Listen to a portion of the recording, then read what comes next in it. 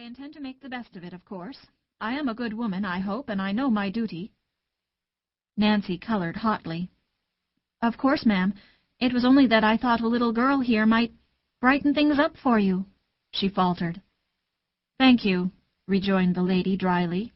"I can't say, however, that I see any immediate need for that." "But of course you'd want her, your sister's child," ventured Nancy, vaguely feeling that somehow she must prepare a welcome for this lonely little stranger. Miss Polly lifted her chin haughtily.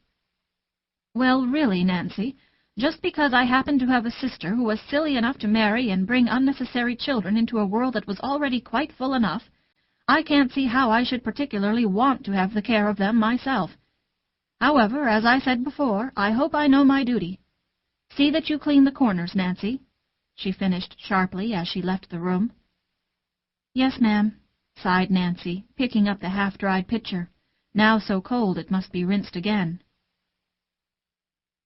In her own room, Miss Polly took out once more the letter which she had received 2 days before from the faraway western town, and which had been so unpleasant a surprise to her. The letter was addressed to Miss Polly Harrington, Beldingsville, Vermont, and it read as follows. "Dear Madam, I regret to inform you that the Reverend John Whittier died 2 weeks ago, leaving one child, a girl 11 years old. He left practically nothing else save a few books, for as you doubtless know, he was the pastor of this small mission church and had a very meager salary. I believe he was your deceased sister's husband, but he gave me to understand the families were not on the best of terms.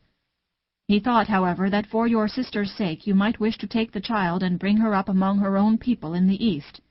Hence I am writing to you. The little girl will be all ready to start by the time you get this letter, and if you can take her we would appreciate it very much if you would write that she might come at once, as there is a man and his wife here who are going East very soon, and they would take her with them to Boston and put her on the Beldingsville train. Of course, you would be notified what day and train to expect Pollyanna on. Hoping to hear favorably from you soon, I remain, respectfully yours, Jeremiah O. White." With a frown, Miss Polly folded the letter and tucked it into its envelope. She had answered it the day before, and she had said she would take the child, of course. She hoped she knew her duty well enough for that, disagreeable as the task would be. As she sat now with the letter in her hands, her thoughts went back to her sister, Jenny, who had been this child's mother, and to the time when Jenny, as a girl of 20, had insisted upon marrying the young minister in spite of her family's remonstrances. There had been a man of wealth who had wanted her, and the family had much preferred him to the minister, but Jenny did not. The man of wealth had more years as well as more money to his credit, while the minister had only a young head full of youth's ideals and enthusiasm, and a heart full of love. Jenny had preferred these, quite naturally perhaps, so she had married the minister and had gone south with him as a home missionary's wife. The break had come then. Miss Polly remembered it well, though she had been but a girl of 15, the youngest at the time. The family had had little more to do with the missionary's wife. To be sure, Jenny herself had written for a time, and had named her last baby Pollyanna for her 2 sisters, Polly and Anna. The other babies had all died. This had been the last time that Jenny had written, and in a few years there had come the news of her death, told in a short but heartbroken little note from the minister himself, dated at a little town in the West. Meanwhile, time had not stood still for the occupants of the great house on the hill. Miss Polly, looking out at the far-reaching valley below, thought of the changes those 25 years had brought to her. She was 40 now, and quite alone in the world. Father, mother, sisters, all were dead. For years now she had been sole mistress of the house and of the thousands left her by her father. There were people who had openly pitied her lonely life, and who had urged her to have some friend or companion to live with her. But she had not welcomed either their sympathy or their advice. She was not lonely, she said. She liked being by herself. She preferred quiet. But now... Miss Polly rose with frowning face and closely shut lips.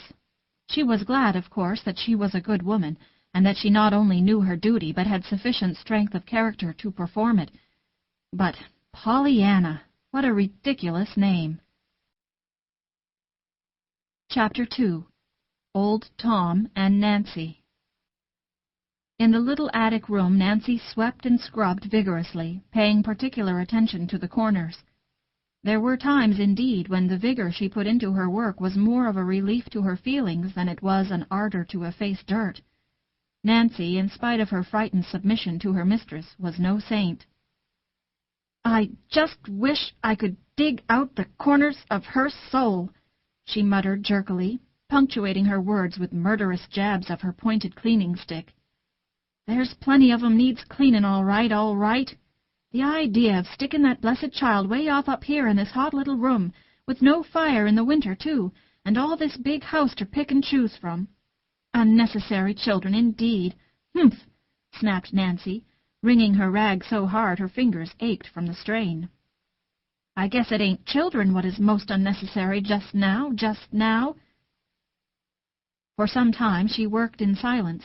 Then, her task finished, she looked about the bare little room in plain disgust. "Well, it's done, my part anyhow," she sighed. "There ain't no dirt here, and there's mighty little else. Poor little soul, a pretty place this is to put a homesick, lonesome child into," she finished, going out and closing the door with a bang. "Oh!" she ejaculated, biting her lip. Then, doggedly, "Well, I don't care. I hope she did hear the bang. I do. In the garden that afternoon, Nancy found a few minutes in which to interview old Tom, who had pulled the weeds and shoveled the paths about the place for uncounted years. "Mr. Tom," began Nancy, throwing a quick glance over her shoulder to make sure she was unobserved, "did you know a little girl was comin' here to live with Miss Polly?" "A what?" demanded the old man, straightening his bent back with difficulty. "A little girl to live with Miss Polly." "Go on with your jokin'," scoffed unbelieving Tom. "Why don't you tell me the sun is a-goin' to set in the east tomorrow?" "But it's true. She told me herself," maintained Nancy.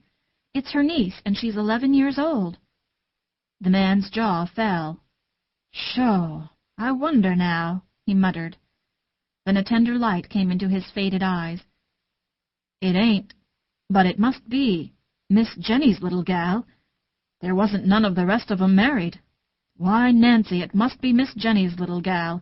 Glory be to praise, to think of my old eyes a-seein' this." "Who was Miss Jenny?"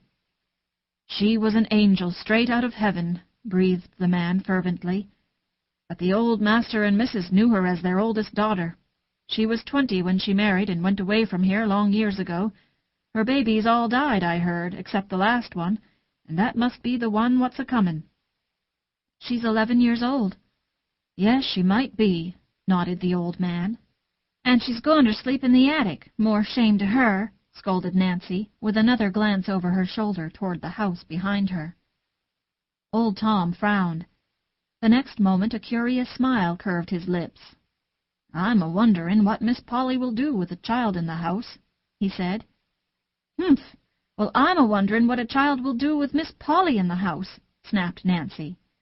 The old man laughed. "I'm afraid you ain't fond of Miss Polly." He grinned. "As if ever anybody could be fond of her," scorned Nancy. Old Tom smiled oddly. He stooped and began to work again. "I guess maybe you didn't know about Miss Polly's love affair," he said slowly. "Love affair? Her? No, and I guess nobody else did neither." "Oh, yes, they did," nodded the old man. "And the feller's livin' today, right in this town, too." "Who is he?" "I ain't a-tellin' that. It ain't fit that I should." The old man drew himself erect.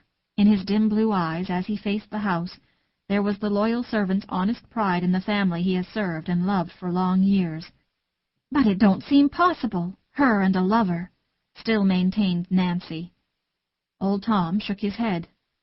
"You didn't know Miss Polly as I did," he argued. "She used to be real handsome, and she would be now if she'd let herself be." "Handsome? Miss Polly?" "Yes, if she'd just let that tight hair of hern all out loose and careless like, as it used to be. and wear the sort of bunnets with